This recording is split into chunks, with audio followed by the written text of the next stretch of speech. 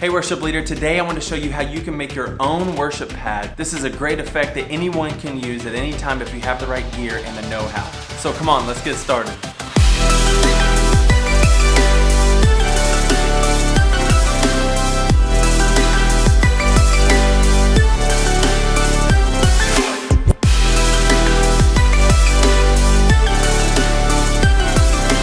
Alright, so today we are making our own worship pad. But you might be asking yourself, what is a worship pad to begin with?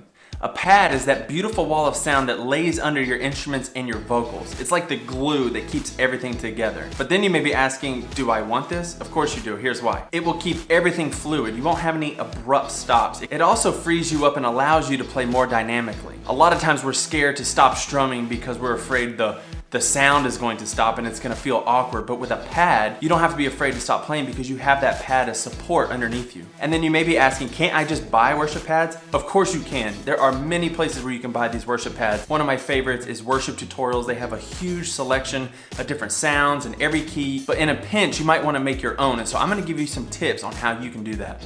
So let's make a worship pad. The first thing you're going to need is a looper. Now many different types of pedals like delay pedals have loopers built in. For years I used the little TC Electronic Ditto looper and it worked just fine. Today I'm using the HX Stomp, which has a built-in looper, and I'm using the Jet Micro to control it. One of the first important things to remember when making a good sounding worship pad is to record a silent loop first. Now what this does is it takes away any of the choppiness of hearing a loop going over and over again. It gets rid of the abrupt start and stop. Alright, so let's create our silent loop. Now you don't want this to be too long or too short. You want to make it long enough that you can't hear any repeated patterns, and you want it to be short enough that you can actually have time to make the loop. I think that's good. That's a good thing. And now you want a reverb or delay with a long tail on it to swell in different chord variations. Let's do that now. I'm going to push record. Here we go.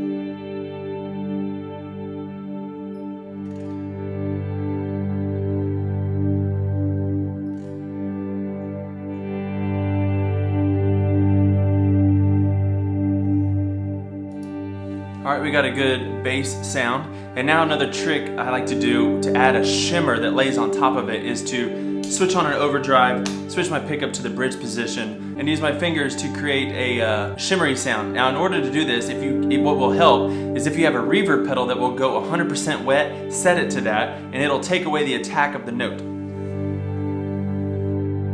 And it'll sound like this.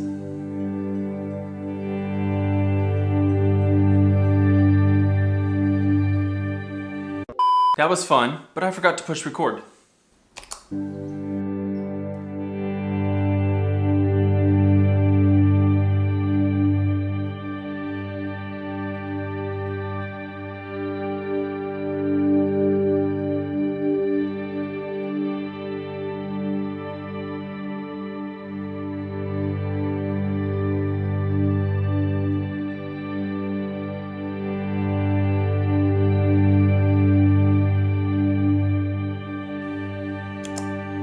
And that's it. Now you have a beautiful sounding pad. Now all you have to do is bring up a patch that you would normally lead a song in and play the song. I will do the chords from Great Are You Lord. We'll see how it sounds.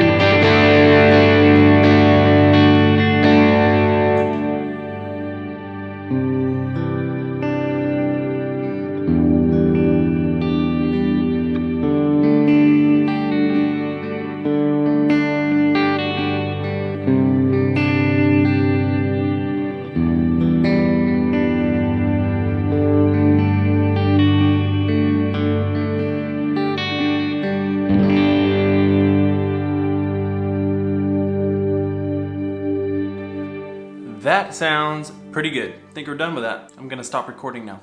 I hope you enjoyed the video. I hope this was very practical, hands-on, something that you could do on your own to help take your worship leading to the next level. This is something that I've used on and off for years, and I really feel like making a pad and playing with a pad is the glue that holds everything together. And of course, you can buy pads different places, but if you could make your own and tailor it the way you like to make it sound, there'd be nothing better. So hopefully you found this helpful. If you did, please hit the thumbs up so you can like the video, hit the subscribe button if you haven't already, and then hit the notification bell so you can receive the latest content that Hey Worship Leader's coming out with. I'm very excited for things about to come out in the future that I've been working on, so stick around and I will see you soon.